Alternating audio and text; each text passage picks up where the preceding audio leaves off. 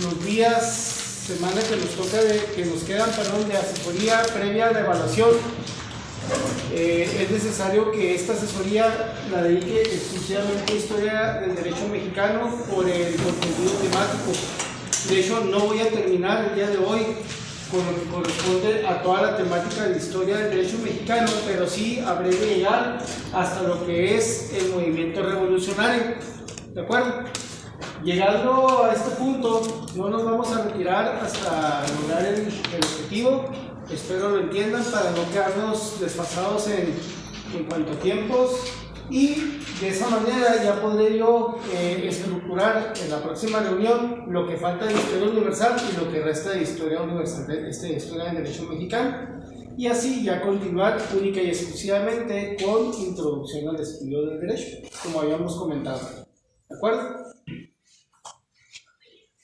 Vuelvo a reiterar, y no es un capricho personal de ninguna manera, pero es menester de todo estudiante de Derecho, de la licenciatura en Derecho, aparte de un aspecto que nosotros no lo contemplamos, ¿verdad? Que sí es necesario, quizás más adelante lo incluyan en la matrícula, es el dominio de el inglés y el mandarín.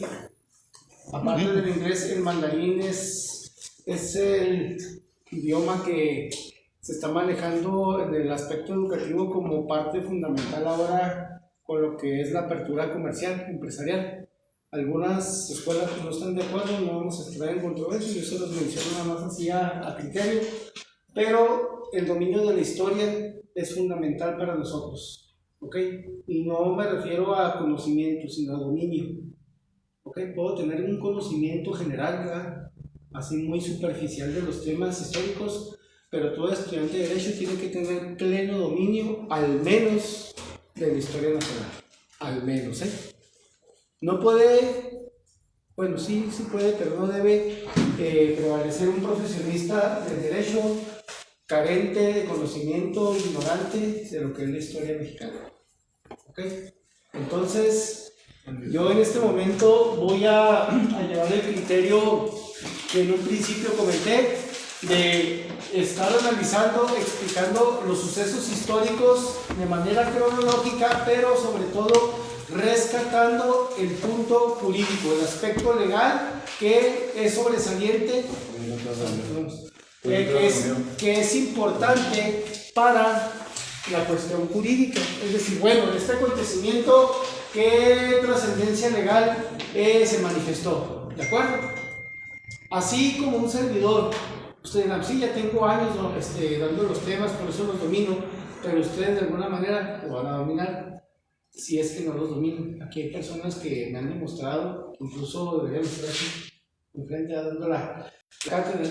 Sin embargo, les agradezco su apoyo para compartir también sus conocimientos en las participaciones. Para mí las participaciones son muy valiosas, ¿de acuerdo?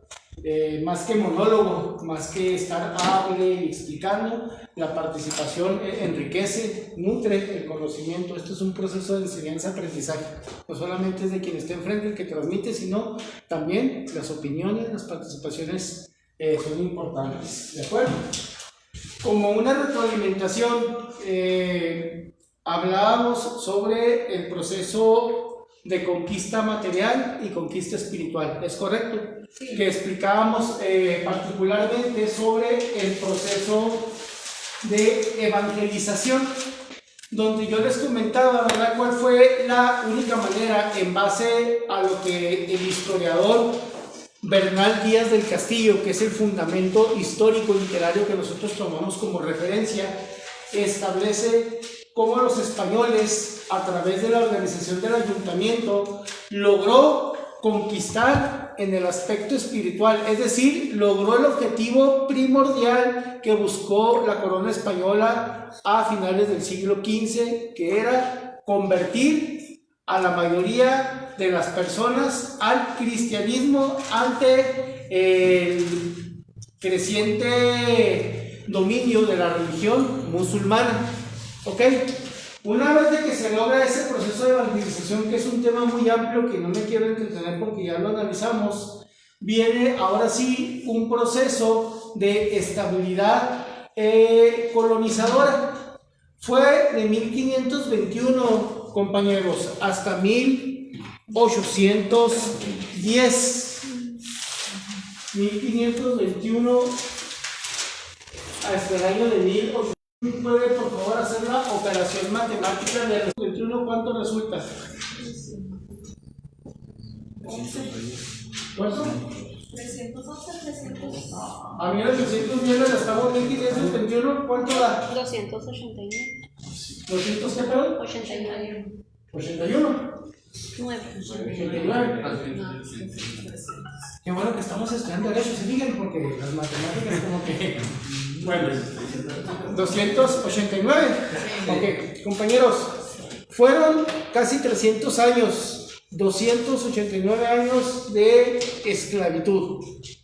Esclavitud, sí, bajo un gobierno de ayuntamiento, bajo un gobierno donde existieron las mercedes, la Real Hacienda, la Real Audiencia, lo que viene siendo la encomienda, el Consejo de Indias, las alcaldías. Sin embargo, finalmente los indígenas nativos sobrevivientes a todo el proceso de evangelización, ya convertidos, ya convencidos, mejor dicho, más que convertidos, más bien convencidos por conveniencia, por sobrevivir, vaya, continúan bajo un régimen de esclavitud. Dicen que el cobarde, perdón, el valiente vive hasta que el cobarde pierda, hasta la persona, decía el príncipe de la canción, hasta la belleza cansa, ¿verdad? En sus canciones. Entonces, llega un momento en que nosotros nos cansamos. Decidimos ya no tolerar un sistema de esclavitud. Entonces tenemos que buscar la manera de independizarnos de la corona española. Y es aquí donde vamos a entrar al punto número 1 que les señalé ahí en la hojita que les mandé por el grupo de avance programático. Y el primer punto que se señala ahí, ¿qué es? La independencia. Buenas tardes. Buenas tardes. Solo que ahí, compañeros, cometí un error gramatical y me gustaría que lo corrigiéramos en este momento para ser más claros en el tema. Vamos a llamarlo independencia de la Nueva España. Independencia de la Nueva España, porque recordemos que una vez de que los españoles nos colonizaron a este territorio, lo denominaron la Nueva España. Que ya posteriormente se fueron dividiendo los territorios en reinos y en provincias, como el reino de la Nueva Vizcaya, entre otras provincias, ¿verdad? Y capitanías. Bueno, pero en sí se trataba de la Nueva España. ¿Cómo se logró, compañeros, exactamente este acontecimiento? Pero más que ello, ¿qué relevancia o qué trascendencia jurídica tiene la independencia de la Nueva España? Es lo que vamos a analizar a continuación. La independencia, compañeros, se debe a dos tipos de factores: a factores internos y a factores externos. Factores internos y factores externos. Con toda la confianza del mundo me interrumpen en caso de que haya alguna pregunta, porque voy a ir a un ritmo no tan acelerado, pero sí más o menos constante para avanzar. Los factores internos, o sea, es decir, las causas que dentro del territorio de la Nueva España se estaban manifestando y que fueron los que motivaron poco a poco durante el transcurso de los 289 años que ahorita mencionamos, son los que fueron convenciendo, repito, animando a los oprimidos a, de alguna manera, liberarse de la corona española. Esos factores internos, obviamente, son encabezados por la esclavitud, seguido de la opresión. Me preguntan en clase, ¿cuál es la diferencia entre esclavitud y opresión? Esclavitud, obviamente, es la restricción a la libertad, y la opresión viene siendo el hecho de trabajo forzado. ¿De acuerdo? Van de la mano en este caso.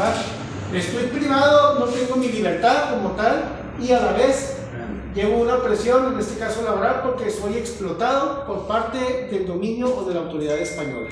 ¿Quién? Yo, indígena nativo. Que posteriormente, no solamente los indígenas nativos fueron parte de esta opresión.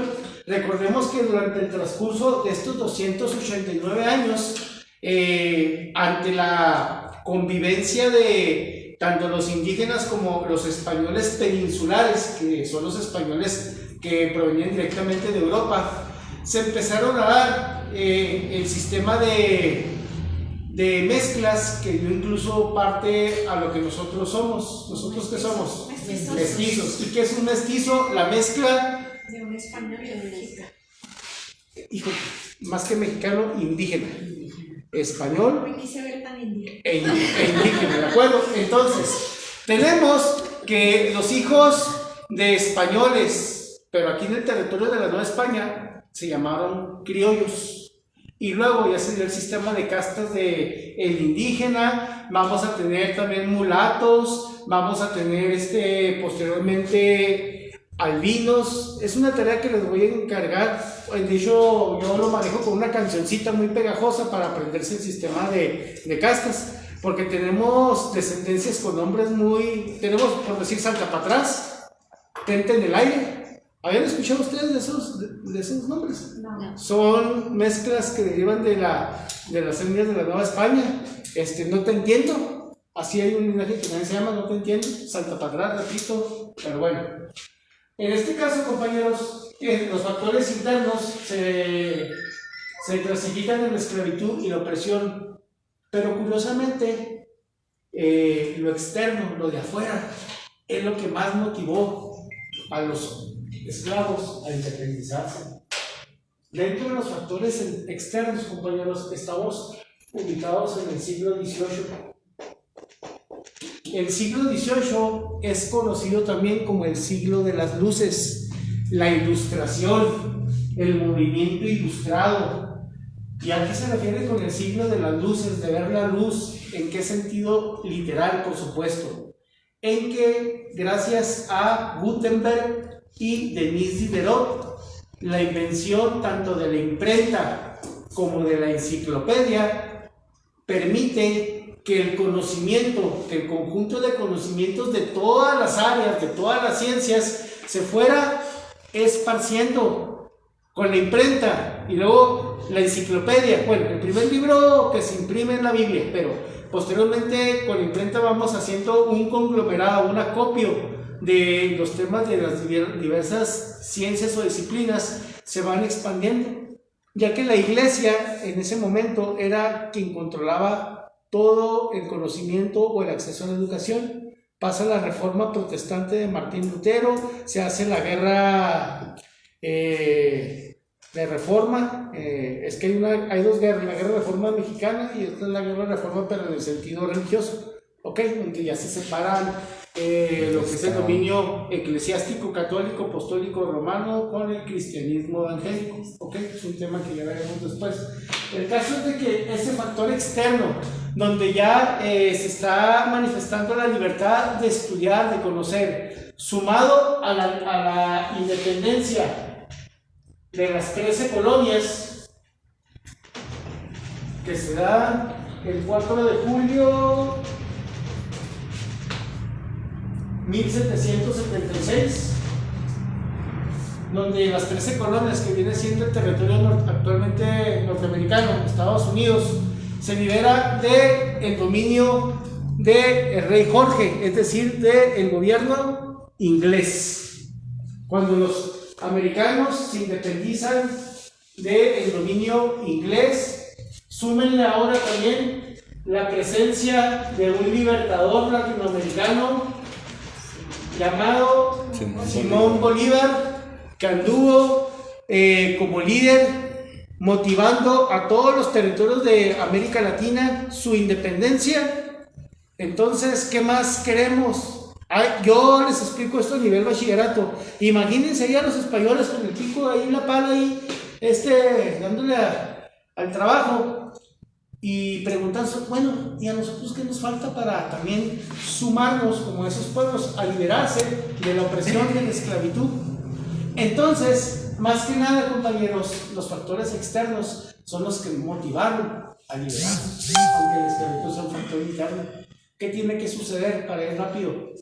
Vamos a organizarnos de manera clandestina. En nuestros descansos hay que ir planificando un golpe contra la corona española. A esas reuniones clandestinas se les llamaba conspiraciones. ¿Okay? No sé si han escuchado hablar de la conspiración de Valladolid, la conspiración de Querétaro, donde la corregidora Domínguez, Allende, Aldama, Miguel Hidalgo, que van a ser los pioneros, nuestros héroes iniciadores del movimiento de independencia, pues primero estaban planeando, no se aventaron así como el bolas, aunque técnicamente no tuvieron otra opción, pero déjenme les explico. Se estaba planificando un golpe militar en contra de la corona española. Es muy importante conocer la participación de Leona Vicario. Si sabemos qué participación tiene en la historia de México. No, nada más que hay una calle que se llama Leona Vicario. Gracias. Pero tenemos que ver cuál es su participación. Elisa Grinsen, Leona Vicario. Ok, esto lo menciono, al cabo queda ahí la evidencia para que en un momento lo vayan ustedes de manera individual, investigando. Bueno, el movimiento o el golpe para independizarnos se planea para diciembre, originalmente. Luego, para hacer una buena rectificación, quedamos que para octubre. Pero resulta que nunca falta la persona que se entera, en este caso un integrante del ejército realista. El ejército realista es realista de real, es decir, de la corona de española. Se entera de la conspiración en el mes de septiembre. Entonces, al momento en que somos descubiertos, no nos queda de otra más que improvisar antes de que se le dé aviso a la corona de nuestra conspiración. Es entonces, compañeros, cuando la madrugada del 16 de septiembre de 1810 se da el famoso Grito de Dolores. ¿En qué consistió el Grito de Dolores? Cuando el cura Miguel Hidalgo y Costilla convoca a las 5 de la mañana aproximadamente a todos los campesinos, a todos los esclavos, a todos los indígenas, a todas las personas que estaban bajo sometimiento de esclavitud y opresión de la corona española a levantarse en armas en contra del opresor, motivando con un estandarte de la Virgen de Guadalupe, que fue, acuérdense si ustedes lo recuerdan, lo vimos, que fue el simbolismo que logró el proceso de evangelización. Por otro lado, la Virgen de Guadalupe, el estandarte, y lo motivar con el séptimo, ¿okay? Que ellos encontraban en Fernando VII un gobierno justo, aunque no fuera apegado para ellos. ¿Quieres un gobierno como el de Fernando VII? Ok, vamos a luchar por él, pero tenemos que levantarnos en armas en contra del opresor. ¿Hasta ahí vamos bien? Madrugada del 16 de septiembre, Grito de Dolores, inicia el proceso de independencia. El proceso de independencia, compañeros, se divide en 3 fases o en 3 etapas. La primera fase o primera etapa fue de 1810 a 1811, poquito menos de un año. Inicia con Miguel Hidalgo, ¿ok? ¿Qué aspecto sobresaliente se da en la primera etapa? El ataque, aparte del inicio con el Grito de Dolores, se da el ataque a la Alhóndiga de Granaditas. ¿Ok? ¿Qué fue la Alhóndiga de Granaditas? Fue, por así decirlo, ¿cómo se les dice? El centro militar, el destacamento militar donde el ejército realista tenía concentrado de sus armas y su organización. Es como decir un batallón, aquí el batallón de infantería, para que me entiendan. La puerta principal es una puerta de madera y en la parte posterior están los centinelas, ¿ok? Tenemos que entrar, nosotros somos los insurgentes. Esta batalla de independencia se debe a dos bandos, insurgentes versus ejército realista. Los buenos, ¿quiénes somos? Los insurgentes, y los malos son los realistas, los españoles, ¿verdad? De los cuales buscamos independizarnos. Cuando llegamos a la Lóndiga de Granaditas, obviamente los centinelas no nos dejan acercar, están haciendo la ofensiva, están abriendo fuego.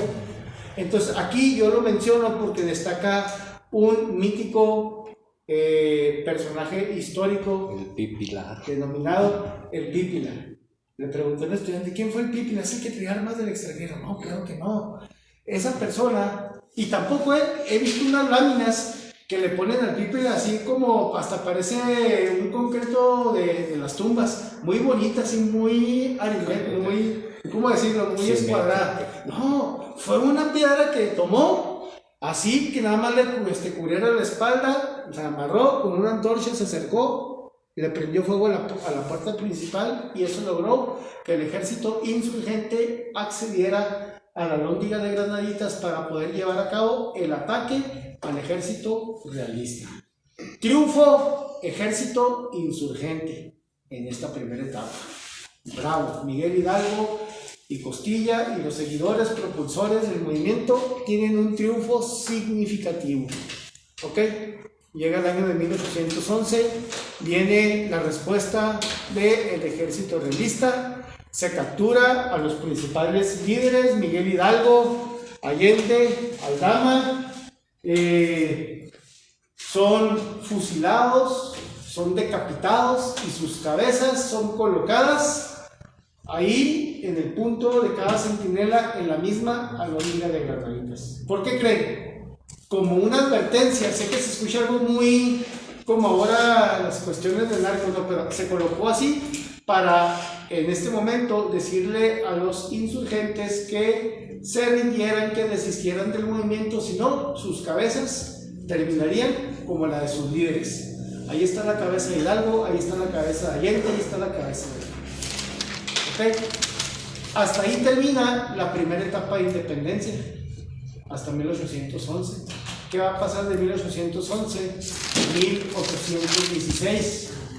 Va a surgir un nuevo líder que también es de naturaleza religiosa, José María Morelos y Pavón.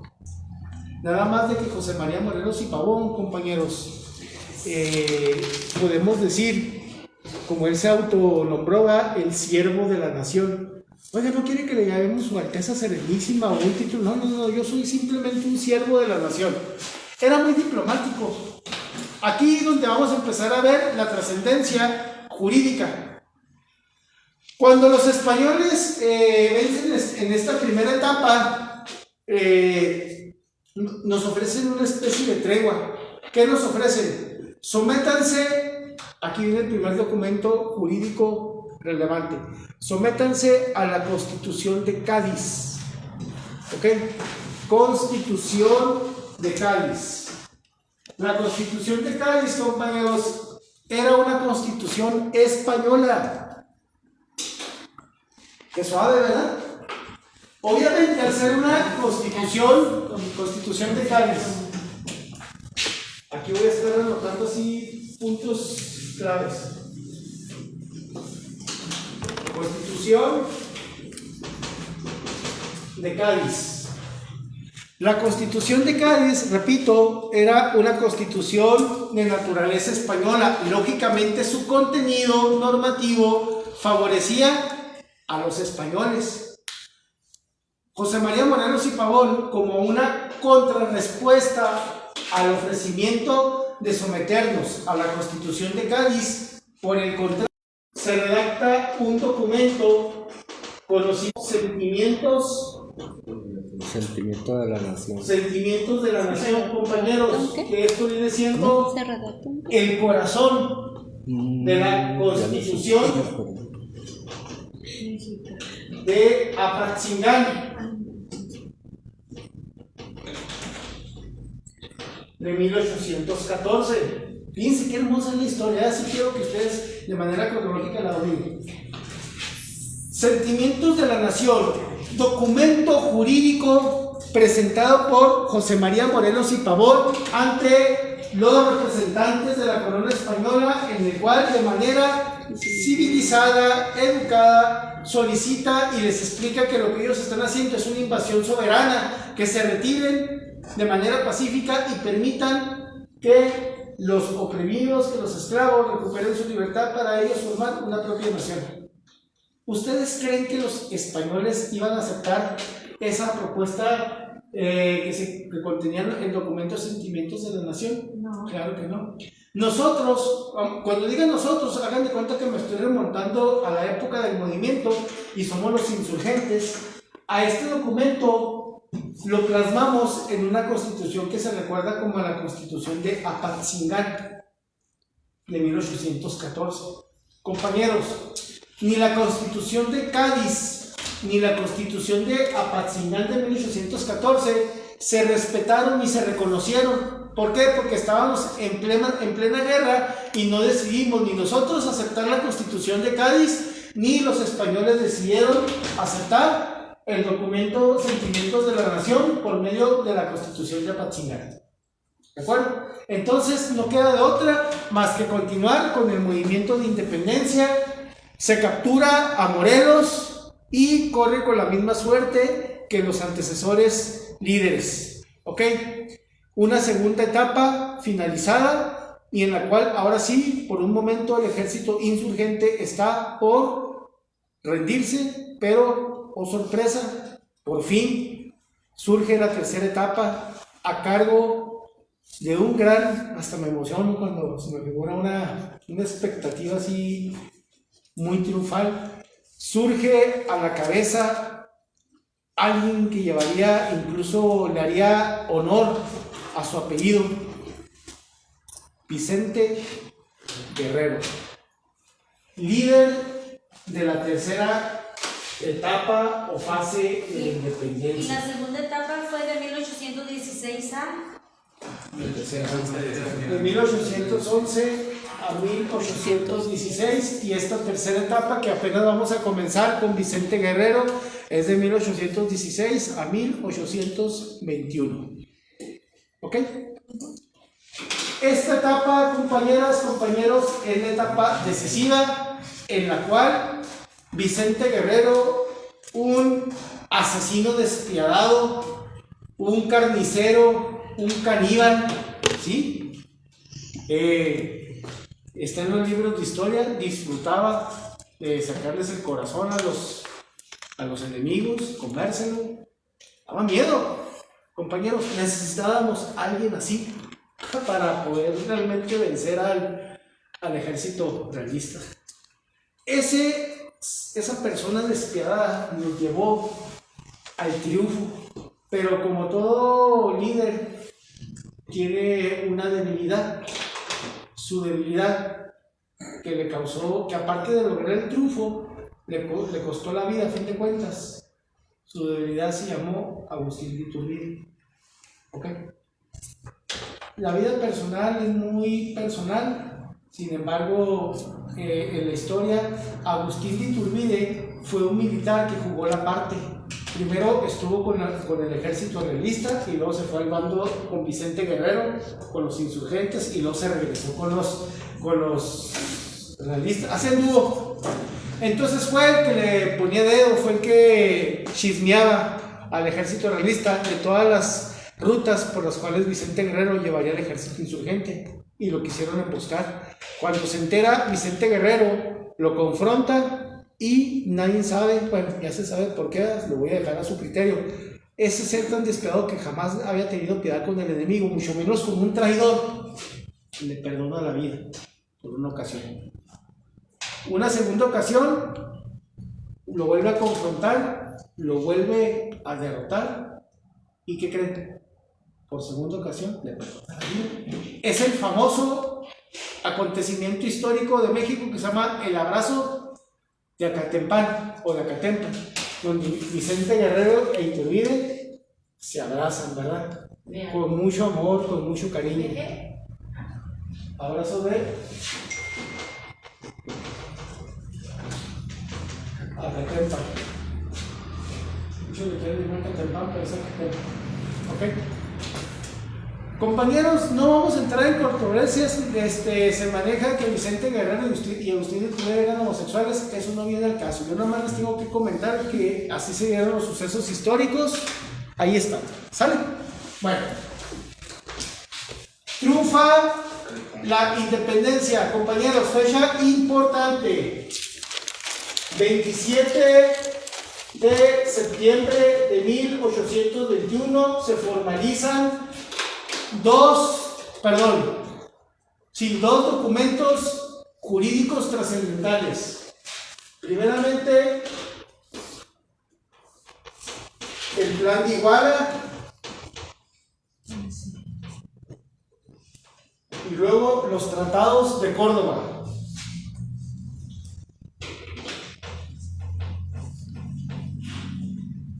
¿Ok? Plan de Iguala y tratados de Córdoba. Resultado: Plan de Iguala, Corona Española reconoce el triunfo de la independencia de México, de la Nueva España. Tratados de Córdoba formaliza por medio de un acta de independencia,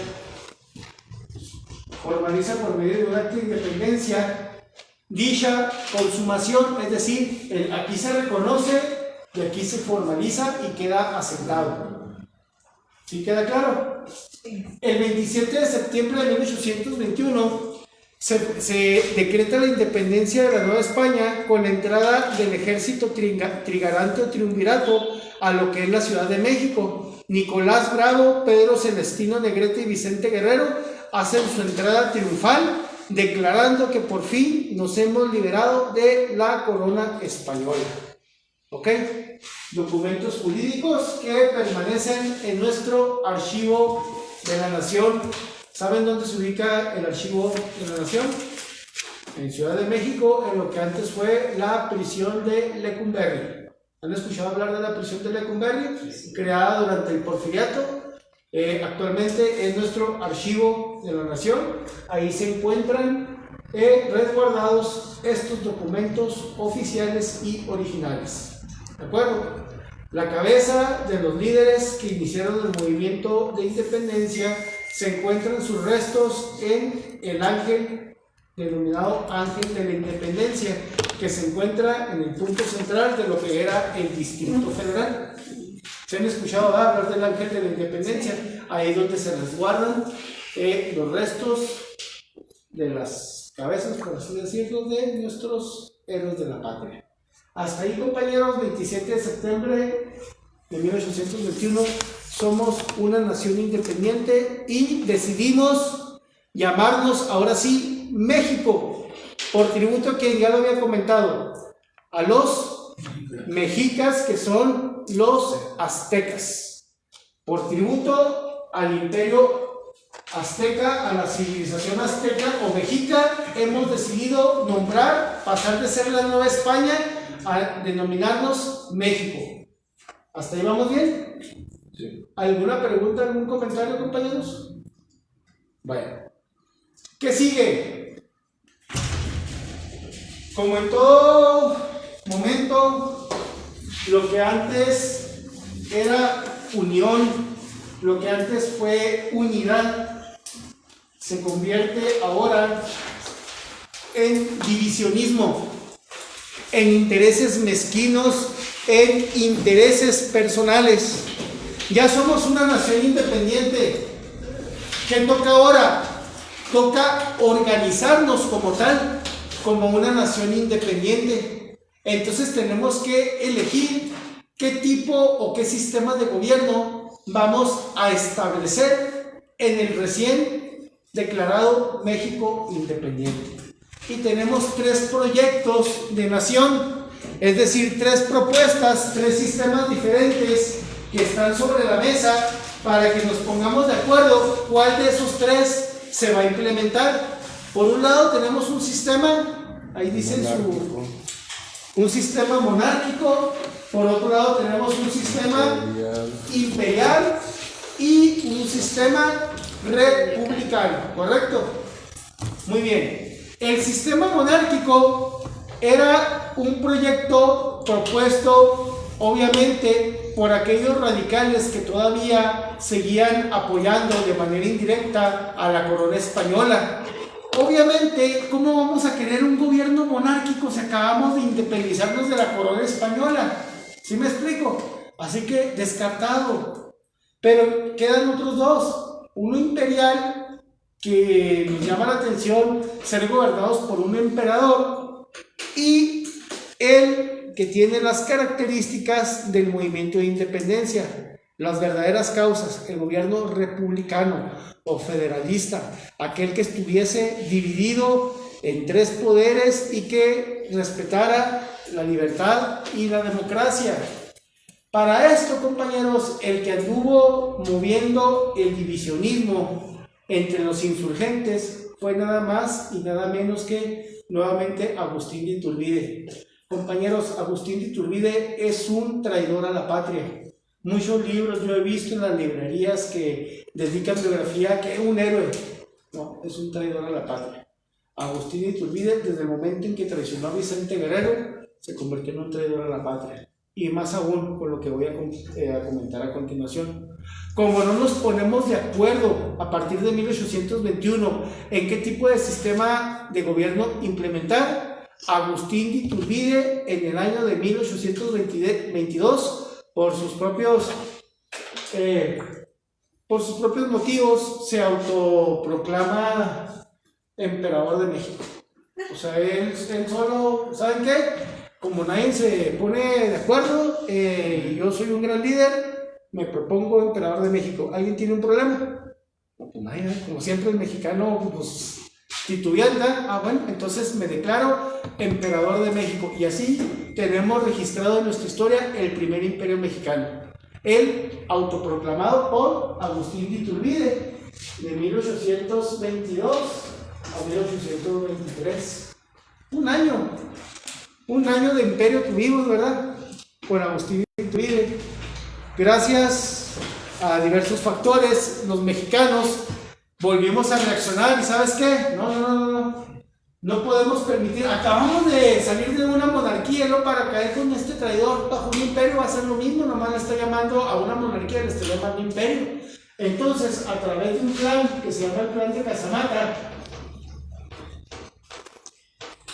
obligamos a Iturbide, lo sitiamos con armas y lo obligamos a abdicar. Abdicar, la palabra abdicar, compañeros, significa renunciar, pero en este caso es renunciar a un título de poder mezclado con nobleza, como sería un imperio. Hagan de cuenta que lo obligamos a renunciar. Por las buenas, Iturbide agarró la onda y renunció, y una vez de que renuncia, que abdica, ahora sí, ¿saben qué? Ya no podemos perder el tiempo, tenemos que decidir un sistema de gobierno que sea un proyecto de nación del México independiente. Triunfo y votación, gobierno republicano. A partir de 1824, compañeros. Si voy muy rápido, deténganme. A partir de 1824, compañeros, en 1823 abdicó Iturbide, y en el tiempo que restó del año, para 1824, ya habíamos decidido establecer formalmente un gobierno republicano, es decir, un gobierno federalista, representativo y democrático. Para esto, jóvenes, surge, ya como un México independiente, la primer constitución federal del México independiente. Obviamente es el documento jurídico más importante de todo lo que les he venido explicando. La primer constitución, la primer carta magna del México independiente se promulga un 4 de octubre de 1824. 6 días después, un 10 de octubre de ese mismo año, resulta electo el primer presidente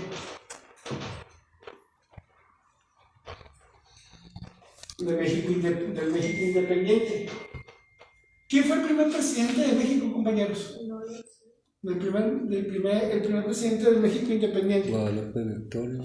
Guadalupe Victoria, que no se llamaba Guadalupe Victoria, se llamaba José Miguel Ramón Adauto Fernández y Félix. Ese era el nombre correcto y completo de Guadalupe Victoria. Se autonombró Guadalupe Victoria, Guadalupe, en honor al estandarte de Guadalupe que utilizó Miguel Hidalgo para iniciar el movimiento de independencia.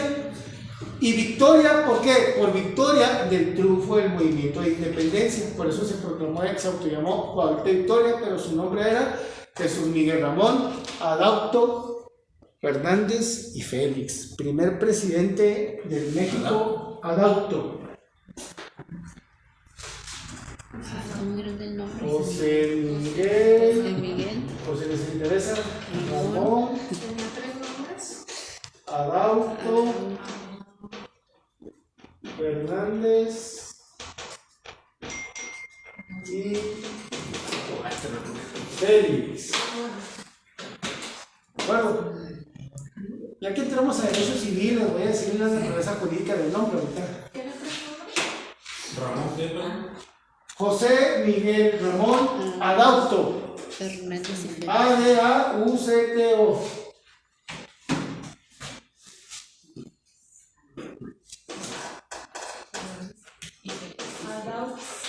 Adauto. Ok. Periodo de gobierno 1824-1828. Resultados favorables para México, nada. Total fracaso. ¿Qué esperaban? Oigan, apenas éramos una nación que logró su independencia, no podríamos esperar mucho. Así que aquí viene, compañeros, una controversia que se va a conocer como liberales versus conservadores o federalistas versus centralistas. Como ya tenemos un sistema de gobierno, aún perdura gente que quiere un gobierno conservador o centralista similar al que impusieron los españoles. ¿Por qué? Porque ellos quieren tener el poder que en un momento tuvo la corona española. Nunca falta dentro de toda civilización, de toda sociedad, en cualquier época histórica, la gente ambiciosa, la gente que nada más quiere beneficiarse a sí misma. En este caso, estamos hablando de los centralistas o los conservadores. El gobierno de Guadalupe Victoria fue un gobierno federalista, liberal. Entonces, quienes estaban en contra del sistema liberal, que son los conservadores, aprovecharon la coyuntura de que fue un fracaso el gobierno de Guadalupe Victoria para criticar y decirle a la sociedad que no servía ese sistema para gobernar México, que le dieran una oportunidad a los conservadores, a los que tenían la ideología centralista, de gobernar y realmente cambiar o transformar de fondo el país. Entonces vamos a ver que llegaban liberales e imponían su forma de gobierno, y los conservadores quitaban lo liberal e imponían su forma de gobierno, ahí quitando y poniendo, ¿verdad? Entonces, al momento de terminar, Guadalupe Victoria ocupa la presidencia de manera provisional Vicente Guerrero. El pueblo lo aclama por ser quien lleva el triunfo del movimiento, pero al poco tiempo renuncia, dice que él no está hecho para la silla, que su sitio, su lugar está en el campo de batalla. Agradece, pero no culmina su periodo gubernamental, se queda presidentes interinos y llega el momento, compañeros, que ante dicha inestabilidad llega a la presidencia de la República un gobierno centralista que vino a manchar nuestra historia nacional. Miren, yo les he comentado que efectivamente en nuestra historia hay mentiras y se seguirán enseñando esas mentiras, ¿ok? Se seguirán enseñando porque la autoridad educativa mantiene todavía el criterio de dignidad nacional. O sea, ¿por qué en su momento lo hiciste? Para no vernos tan humillados ante las demás naciones. pero hay acontecimientos que ni siquiera se pudieron maquillar, que ni siquiera se pudieron disimular. Es el caso, lo que va a suceder con el siguiente tema, que es el gobierno centralista o conservador más trascendente o más denigrante para nuestra historia nacional. Estoy hablando del punto que viene ahí en su avance programático, conocido como el gobierno de Antonio López de Santa Anna. ¿En qué año fue eso? A partir de 1836. A partir de 1836, de 1828, que entró Vicente Guerrero, escasos 2 años, a 1830 al 36, el gobierno mexicano estuvo ocupado por presidentes provisionales como fue Lucas Alamán, Anastasio Bustamante, ¿de acuerdo? Pero hasta llegar a una elección democrática, llega a la presidencia Antonio López de Santana. Y vamos a encontrar con Antonio López de Santana, compañeros, una serie de acontecimientos vergonzosos, no podemos negar también.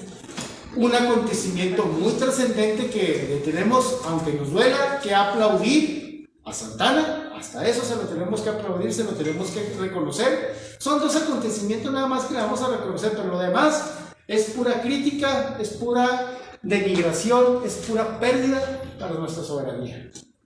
Entonces, lo primero que instruye Antonio López de Santana al llegar al poder es que todo mexicano se tiene que referir a él como Su Alteza Serenísima. Aquella persona que no lo nombrara, que no lo llamara Su Alteza Serenísima, sería sancionado con encarcelamiento. ¿Ok? Imagínense que yo fuera el presidente, a ver, aquí todo me van a decir Su Alteza Serenísima. Imagínense la exacerbación, para empezar. Ok. Dentro de sus planes de proyectos de gobierno, su primer intento para poder asegurar o garantizar que jamás de los jamases el gobierno federal o liberal llegara al poder nuevamente fue suprimir a los poderes, creando el Supremo Poder Conservador. El Supremo Poder Conservador, compañeros, es un parteaguas en la historia de México, porque de aquí emana lo que se conoce como la Constitución de las 7 leyes, o las 7 leyes constitucionales conservadoras. Quiere decir que Antonio López de Santana desconoció la Constitución Federal de 1824 y a partir de 1836, con la entrada del Supremo Poder Conservador, dicta la Constitución de las 7 leyes. ¿Ok? Brincándose todo el protocolo o procedimiento que la misma Constitución establece para poder promulgar una nueva Carta Magna. ¿Me explico? Entonces, ante esa arbitrariedad, el Supremo Poder Conservador garantiza de manera vitalicia que de ahí en adelante todo gobierno sucesivo que sucediera a Antonio López de Santana sería de naturaleza centralista o conservadora. ¿De acuerdo? Primeras controversias que va a enfrentar Antonio López de Santana. Su afán de crear una policía secreta que lo protegiera, que pusiera oídos en toda la República para ver quién hablaba mal de él, quién lo criticaba, paranoico, obviamente.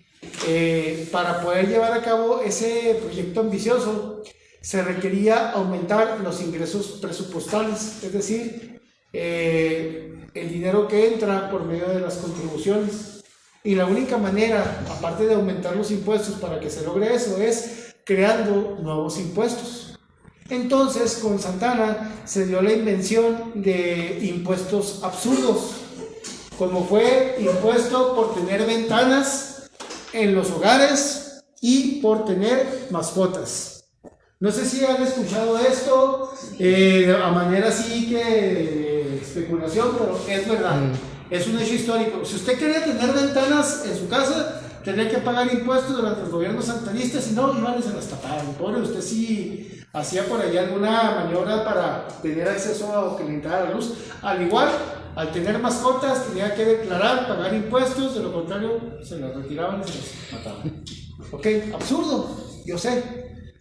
Y sumado a esto, tenemos una serie de acontecimientos en los cuales pues Santana tuvo directamente la responsabilidad. Dentro de esos incidentes tenemos... ¿Él fue el que vendió? Ahora vamos, pero primero vamos a verlo bonito. Bueno, tenemos la guerra de los pasteles. ¿En qué consistió la guerra de los pasteles? ¿Saben qué? Bueno, antes de la guerra de los pasteles tenemos la guerra de Texas. ¿Qué pasó? Porque la guerra de los pasteles fue en 1838 y de Texas fue en 1836. ¿Guerra de qué, bro? Guerra de Texas y guerra de los pasteles. Ahí se los puse en su avance programático. Sí. Ok. Guerra de la independencia de Texas. Ahí les va.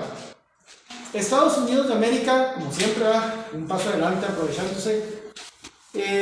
Texas se encuentra geográficamente hablando ubicado en un espacio desértico, abandonado por el gobierno mexicano, o sea, no atendido por parte del gobierno mexicano y de sumo interés para el gobierno norteamericano, pero a fin de cuentas territorio mexicano.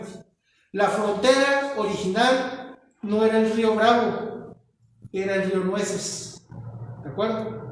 Investiguen cuál era la ubicación. Entonces, al ver que Texas pues, no era atendido por el gobierno mexicano, Santana, en un primer indicio, ya había aceptado una oferta por la Mesilla. La Mesilla, originalmente dicen los libros de historia que se vendió por 15 millones y que nada más se le entregaron 7 millones a Santana. No se sabe si el resto, los otros 8, realmente se cobraron o qué pasó.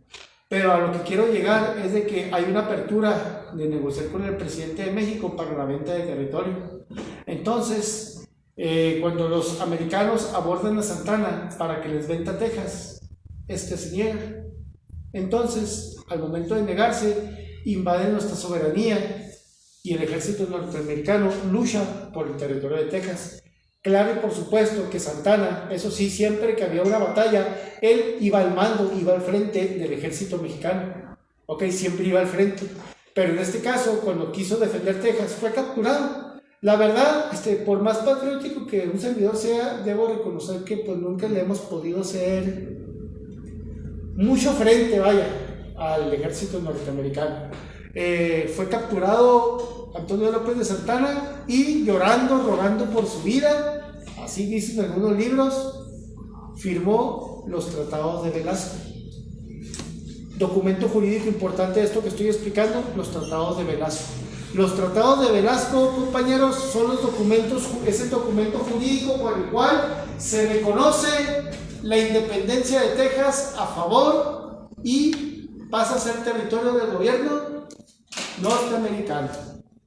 ¿Con qué documento ampara el gobierno norteamericano el territorio de Texas como de ellos? Tratados de Velasco. Ok, 1836, firmado por el presidente de aquel entonces, Antonio López de Santana. No se vendió, se perdió, se cedió, se negoció a cambio de su propia vida. Por eso se perdió Texas, inicialmente. Estoy hablando nada más de Texas por lo pronto. ¿Estamos de acuerdo? Muy bien. 2 años después, parece que todo está en paz. Una visita diplomática al territorio de Francia. Antonio López de Santana acude, obviamente, con su Guardia Nacional, que estaba integrado por integrantes del ejército mexicano, los cuales ingresaron a una pastelería, consumieron hicieron ahí unos desmanes y se fueron sin pagar. No que se hayan agarrado pastelazos. Entonces, ¿cuál es en sí la esencia de la guerra de los pasteles? El dueño de la pastelería presentó la queja ante la autoridad inmediata y esto se fue hasta una controversia internacional. Muchos se preguntan cuando explico este tema, ay, ¿por qué tanto? No es en sí, compañeros, los pasteles, el consumo, sino el hecho de que un gobierno o que integrantes del ejército de un gobierno extranjero en mi territorio, en mi soberanía, se haya atrevido a hacer tal acto y se haya ido de manera impune. Eso es la trascendencia, ¿sí me explico? No eran los 600,000 pesos que se ocasionaron en consumo y daños a la pastelería. Eso es lo de menos. Aquí lo que importa, lo que trasciende, es el hecho de que cómo vas a venir a mi territorio a hacer ese tipo de desmán y vivirte sin que pase nada. Pues no, ¿verdad? ¿Cómo se va a ver mi autoridad? ¿Cómo se va a ver mi soberanía ante los ojos del mundo? Entonces Francia inmediatamente tomó esta situación en sus manos y de manera internacional le exigió al gobierno mexicano, encabezado por Antonio López de Santana, que se disculpara de manera internacional, que indemnizara los 600,000 pesos y que se comprometiera a no volver a presentar, a que no se volviera a presentar un acto de esta naturaleza. Al principio Santana se negó, pero bastó con que el ejército francés sitiara la soberanía mexicana para en caliente pagar dicha indemnización, por supuesto, ¿de dónde? Del erario público, y pedir disculpas. A ese acontecimiento se le conoce como la guerra de los pasteles. ¿Ok? Y repito, no es tanto el hecho del desmán de la pastelería, sino cómo iba a permitir el gobierno francés quedar burlado, por así decirlo, ante este acto por parte del ejército mexicano. Se fijan, puras fallas hasta ahorita. Viene la batalla de Tampico. No sé si tengan alguna pregunta hasta aquí, compañeros. ¿No? Adelante. ¿Los franceses qué hacían en México? No. Hubo una visita, una convención internacional en Francia y apoyó Santana, y allá en Francia hicieron el desmán. Entonces, cuando el gobierno francés se entera, le reclama a México, pero se deja venir aquí a la soberanía para declararle la guerra a México en caso de que Santana no indemnizara y no pidiera las disculpas. A ese acontecimiento se le conoce como la guerra de los pasteles. ¿De acuerdo? ¿Sí vamos bien? Vino un intento ahí fallido por los españoles que querían reconquistarnos. La famosa batalla de Tampico. Esa batalla encabezada también por Santana, inmediatamente pusimos en su lugar a los españoles y desde entonces jamás han vuelto a intentar los españoles una invasión hacia nuestra colonización. ¿De acuerdo? Después de la batalla de Tampico, compañeros, viene la guerra más trascendente, la mancha que les digo en nuestra historia nacional, que es la guerra contra Estados Unidos.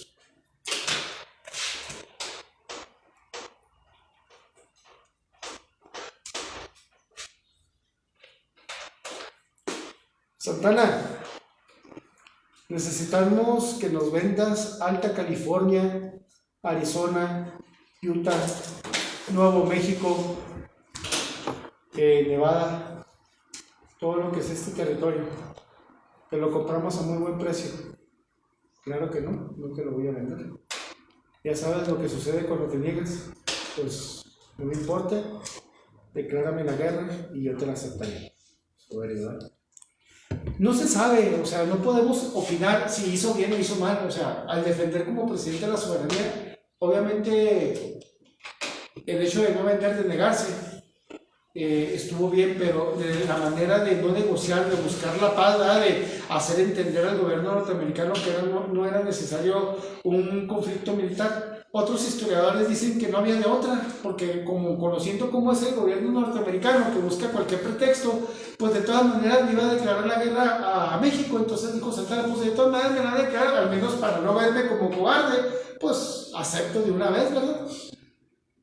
En la guerra contra Estados Unidos, que va del 1846, todo lo que es 1847, es donde se da la pérdida, compañeros, de más de la mitad de nuestro territorio original.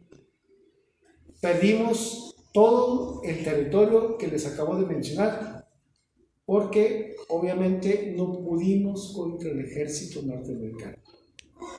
Es un ejército poderoso, por más patriotismo que se manifieste, no pudimos. Entonces se firma otro documento jurídico que es lo trascendente de este acontecimiento. Se firman los tratados de Guadalupe Hidalgo. Hace algunos años el político Cuauhtémoc Cárdenas manifestaba que si se podía mediante un juicio de amparo invalidar los tratados de Guadalupe Hidalgo para que Estados Unidos nos regresara el territorio perdido durante esta guerra, jurídicamente es imposible. Y en su momento se lo voy a explicar. El caso es que los tratados de Guadalupe Hidalgo fueron los documentos internacionales donde, por medio de un acto bélico, una declaración de guerra, México, a cambio de la paz y a cambio de una ayuda, una indemnización económica pues, para aliviarse, cede y reconoce que dichos territorios son ahora parte de la soberanía del gobierno norteamericano. ¿Qué acontecimiento inmerso a lo que acabo de explicar se manifiesta durante este conflicto?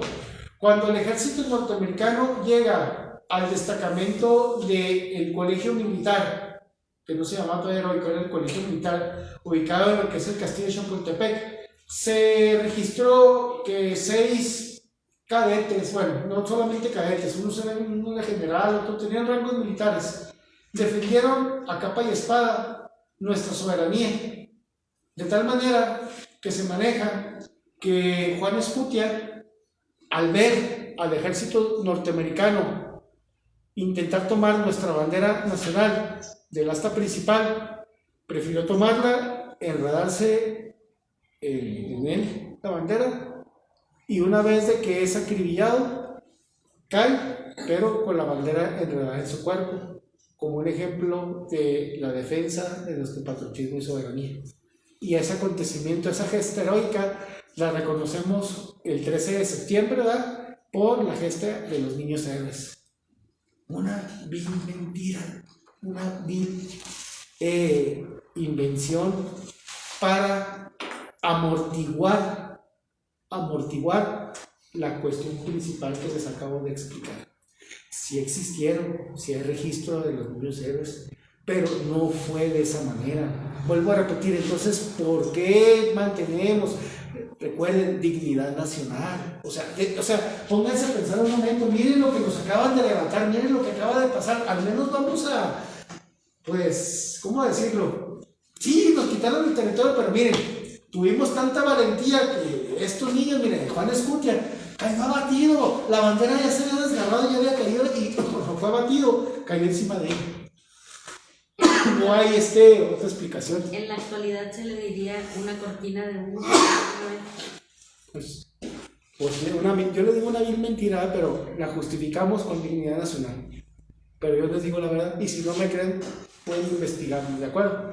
Claro, y entiéndalo, porque usted dirá, pues es que usted es maestro de historia, ¿por qué continúa enseñando eso? Sí, más que yo le digo, así como ustedes, está claro, pero es mentira lo que les acabo de explicar, la verdad es esto. ¿Pero por qué? Entonces, ahí está, compañeros, ¿de acuerdo? Y ahí está la evidencia. Entonces, resultados del gobierno de Santana, pura pérdida. Es momento, así como en su momento llegamos a independizarnos, tenemos que quitarlo. Lo único bueno que ha hecho aparte de su intervención en la batalla de Tampico fue convocar a un concurso para que México tuviera un himno nacional propio. Fue el único acto administrativo, por así decirlo, que Santana se le reconoce como algo positivo, y efectivamente el himno nacional mexicano que actualmente tenemos deriva de ese concurso, y el cual fue la composición ganadora, cuyos autores son Francisco González Bocanegra y Jaime Nuno.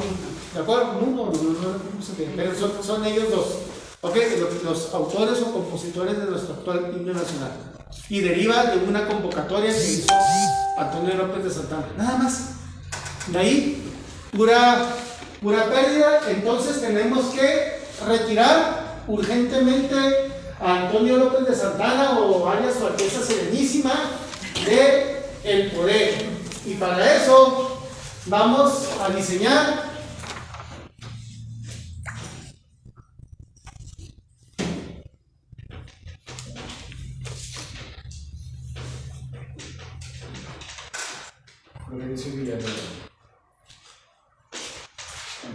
vamos a designar un nuevo plan conocido como el Plan de Ayutla.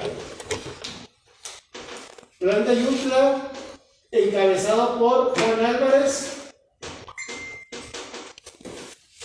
y Florencio Villarreal. Ok, Juan Álvarez y Florencio Villarreal. Propósitos del documento jurídico del Plan de Ayutla, es el siguiente documento jurídico. Dos cosas: desconocer el gobierno de Antonio López de Santana y convocar a un nuevo Congreso Constituyente. Aquí lo voy a poner. Desconocer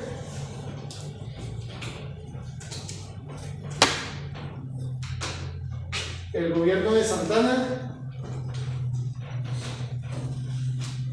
y convocar a un nuevo Congreso Constituyente. Vas para afuera, Santana. Te sitiamos y no le queda otra opción más que retirarse de la presidencia de la República, a pesar de que ya estaba implementada, como dije ahorita, la Constitución de las 7 leyes bajo el dominio del Supremo Poder Conservador. ¿De acuerdo? Compañeros, aquí es donde, al momento en que retiramos a Antonio López de Santana, el gobierno centralista pierde poder ante la nación y es la oportunidad para que nuevamente una representación del sistema federalista o sistema liberal recobre la presidencia de la República. ¿Y quién va a recobrar o quién es la esperanza del sistema federalista después o posterior al gobierno de Antonio López de Santana? El conocido benemérito de las Américas, Benito Pablo Juárez García.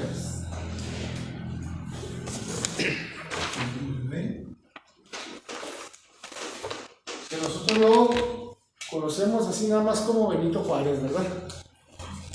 El plan de la noria es el... ¿Perdón? El plan de la noria. Plan de Ayutla. Empieza el plan de la ley.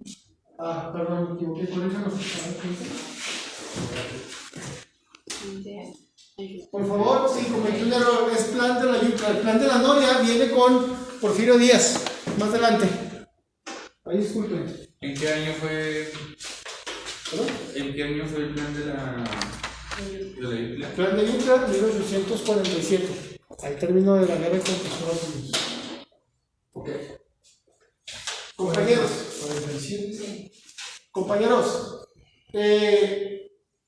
con el gobierno de Juárez vamos a limitarnos a los aspectos más importantes. Viene las leyes de reforma, que es derivada de la guerra de reforma o la guerra de los 3 años, la guerra civil, ¿de acuerdo? De 1859 a 1862, ¿ok? ¿En qué consistió prácticamente las leyes de reforma? La separación de la Iglesia y del Estado. La Iglesia, compañeros, tomaba partida en las decisiones gubernamentales, ¿ok? Cuando llega Benito Juárez al poder, obviamente, desde sus tesis para obtener la licenciatura en Derecho, su tesis fue precisamente la separación de la Iglesia y del gobierno. establece que la iglesia no tiene injerencia en los asuntos políticos, ¿ok? Y dicha tesis se elevó a las leyes de reformas que se llegó a implementar. Benito Juárez sí era masón, ¿ok?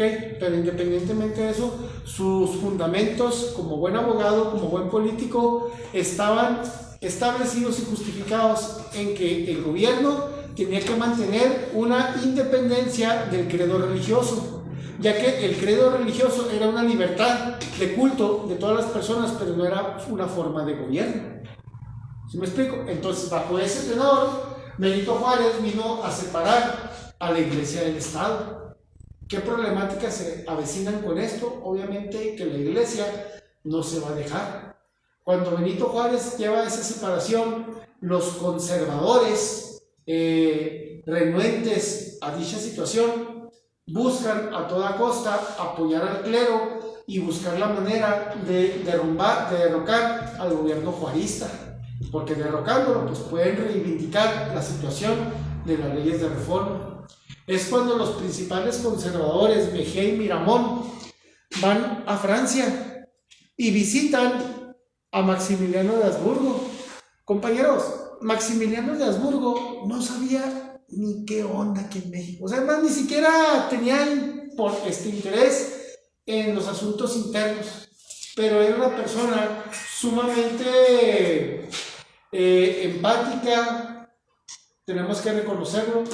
Al ir estos representantes conservadores a pedirle, implorarle que visitara México y pusiera orden ante el caos, Maximiliano de Habsburgo se sintió comprometido ante los engaños de los conservadores de venir a este territorio a poner orden, a aplacar a ese maldito Benito Juárez que nada más estaba corrompiendo y asesinando a diestra y siniestra a los mexicanos. Pues ¿cómo? Yo no tengo nada de injerencia, pero si ustedes me lo están pidiendo y me dan la autoridad, la potestad de intervenir, con mucho gusto voy y pongo orden. No voy a permitir que eso suceda en ninguna parte porque mis convicciones no son de esa naturaleza, decía Maximiliano de Habsburgo. Y llegó aquí a México con engaños. No sabía que había un gobierno legítimo que estaba siendo atacado por los conservadores, pero eso no meritaba su intervención, mas sin embargo llega aquí y a eso se le conoce como la segunda intervención francesa. ¿La primera cuál fue? La primera intervención, la guerra de los pasteles. Esta es la segunda intervención francesa, la llegada de Maximiliano de Habsburgo a territorio mexicano. Llega Maximiliano y empieza a ver cómo corre el agua aquí, ve cómo se está dando la situación y cae en cuenta de que lo engañaron.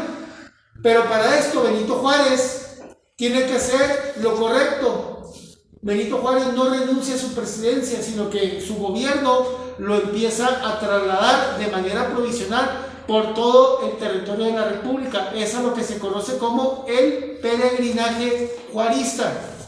Sí sabemos de qué estoy hablando, ¿verdad? Benito Juárez, durante la llegada de Maximiliano de Habsburgo, tenía que estar cambiando de manera continua su gabinete de lugar.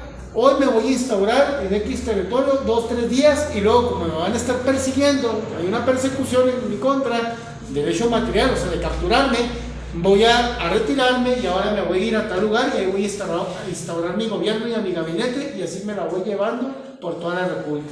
Somos dichosos que aquí en Chihuahua llegó a estar el peregrinaje juarista. ¿Alguien sabe en qué municipios por cultura general? Chihuahua capital. Chihuahua capital, ¿dónde más? Rosales. Ñoqui. Okay. Era lo que yo le iba a preguntar hace ratito cuando estaba diciendo yo que está la cabeza de Hidalgo, acá en Ñoqui. Me separan los caminos. Sí, entonces había en algún lugar leí que el estallamiento... Alcohol en la herida. No, el estallamiento aquí después del grito de Dolores, el estallamiento de la guerra se había iniciado en estas áreas. Efectivamente, yo pensé que iba a mencionar sobre el punto del Hotel Hidalgo, porque ahí también se hospedó Benito Juárez y lo derrumbaron, era un acontecimiento histórico, no sé por qué. Efectivamente, Ahorita déjenme nomás terminar con esto para mencionarles también ciertas fechas y acontecimientos que en la historia están erradas. Pero sí, aquí somos nosotros, Chihuahua, aparte de ser la cuna de la revolución, como ahorita si acaso lo voy a explicar, somos la entidad federativa en la cual se dieron los primeros disparos, las primeras propulsiones que son de acción bélica, heroica, histórica y sobre todo de interdependencia. Benito Juárez, Toribio Ortega, Felipe Ángeles, por mencionar algunos. ¿Ok? Estas son las participaciones que van nutriendo lo que estoy explicando. Entonces, compañeros, Guerra de Reforma, Segunda Intervención Francesa, peregrinaje juarista, resultado. Tratado de Miramar. Tratado de Miramar, ahí viene su avance programático. Captura de Maximiliano de Habsburgo junto con Mejía y Miramón, fusilados en Querétaro. Son fusilados en Querétaro, pero antes de esto, compañeros, yo les quiero explicar algo muy importante. Como les digo, Maximiliano, cuando llega aquí al territorio, se entera y se percata de la verdad de que fue engañado. Entonces, ¿por qué? Porque simplemente no se retiró por respeto a la soberanía interna. Ahí les va. Una de las ideologías más arraigadas en Europa es la dignidad y el orgullo sucesorio, hereditario y de gobierno. Si tú, como gobernante, vas a un territorio extranjero a conquistarlo, a poner orden, a lo que sea que vayas, tienes que hacerlo, regresar triunfante o no regreses, porque si regresas como fracasado, serás una vergüenza, y una vergüenza en tu dignidad pesa más que tu propia vida, que es mejor no volver o preferir morir. ¿Sí me entienden? ¿Cómo voy a regresar yo a Europa diciendo que fui engañado por representantes conservadores? Ahora lo que tengo que hacer es hacerme de la vista gorda y confrontar a Benito Juárez a pesar de saber que estoy haciendo mal. ¿Es eso o regresar como una persona engañada con lo que acabo de decir? ¿Me explico? Entonces, por eso Maximiliano tuvo que continuar con la persecución del gobierno juarista hasta ser capturado. Dice la literatura histórica que una de las hijas de Maximiliano le imploró de rodillas llorando por la vida de su padre, y que Benito Juárez en su momento le dijo: nada puedo hacer ya que la ley es clara y al invasor, a la soberanía, se le castiga con la muerte. Nada le costaba, porque el presidente tenía la facultad de otorgar la amnistía, el perdón, pues, y no quiso, respetando la ley, la Constitución. No quería Benito Juárez, estaba obviamente molesto. Se termina con la muerte de Maximiliano, se da la restauración de la República. Benito Juárez entra nuevamente triunfal a la Ciudad de México y viene su tercera reelección. Benito Juárez se reelige 3 veces consecutivas, ¿de acuerdo? Para esto, jóvenes, tenemos la segunda Constitución Federal que se promulga en 1857, ¿de acuerdo? En la cual se le adhieren en 1862 las leyes de reforma, ¿de acuerdo? Entonces, ante la tercera elección del gobierno juarista, vamos a hablar de otro personaje que viene a tomar importancia aquí en la clase. Un personaje que siempre destacó como líder militar y que tiene ambición, tiene un profundo deseo de ser presidente de México. Y ante la tercera elección de Juárez, él se postula y es el verdadero autor de la frase sufragio efectivo, no reelección. Cuando escuchamos la frase sufragio efectivo, no reelección, ¿a quién se la atribuimos? Muchos dicen a Madero, porque Madero le puso ahí sufragio efectivo, no reelección. Sí, pero no fue Madero el autor de esa frase. El verdadero autor de la frase o del lema sufragio efectivo, no reelección fue nada más y nada menos que el general Porfirio Díaz. ¿Okay? Porfirio Díaz mediante el plan de la Noria. Así. Desconoce la tercera elección de Benito Juárez al decir que sufragio efectivo no es reelección. ¿Sufragio efectivo qué significa? Sufragio es el voto efectivo. Tuviste ya voto efectivo, ya te dieron la presidencia por un periodo, ya no te reeliges. Sufragio efectivo, no reelección. Pero resulta que el plan de la Noria quedó sin efectos, compañeros, porque en esa tercera elección Benito Juárez muere. Un 18 de julio de 1872, Benito Pablo Juárez García muere. ¿En qué año? 18 de julio de 1872. Nació el 21 de marzo de 1806 y murió el 18 de julio de 1872. ¿Ok?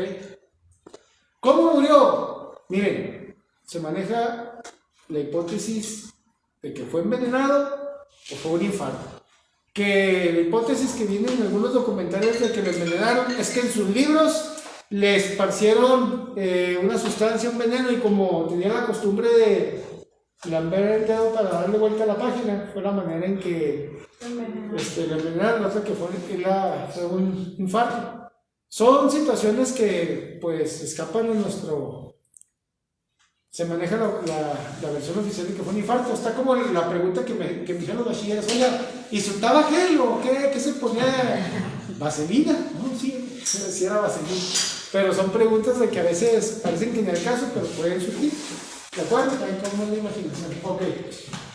Muere Benito Juárez y entonces se convocan nuevas elecciones. Ahora va a ser Porfirio Díaz, el que inicialmente estaba contendiendo contra Juárez, contra Sebastián Lerdo de Tejada. ¿Y quién creen que gana?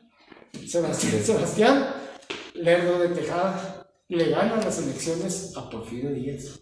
Pues Porfirio Díaz se queda otra vez, se queda indignado, pero hay un detalle en Sebastián Lerdo de Tejada. Vamos a regresar un poquito a las leyes de reforma. Sebastián Lerdo de Tejada es sumamente temeroso al poder de la iglesia. Es una persona estrictamente apegada a la iglesia y extremadamente temerosa al castigo del Apocalipsis. O sea, en sus creencias ahí está escrito. Entonces fue fácil para la iglesia decirle que si no apoyaba ahora que estaba